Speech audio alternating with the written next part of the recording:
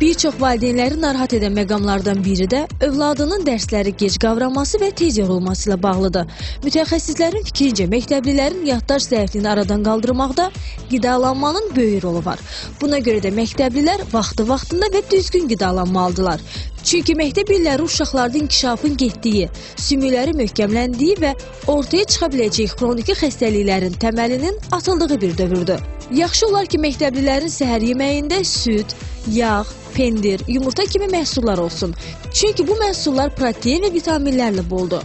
Bəhməz, bal, mürəbbə də uşaqların gündəlik enerjiləri üçün tövsiyə edilir. Üstəlik bu qidalar qan azlığının qarşısını alır və yaddaşı qüvvətləndirir.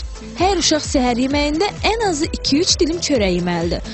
Bunların yanında təzə sıxılmış meyvə suyu, fındıq, qoz olarsa daha yaxşı olar. Uşaqların normal inkişafı üçün ət, balıq, toyuq, yumurta, paxlalı bitkilər, meyvə və tərəvəzlər də vacibdir.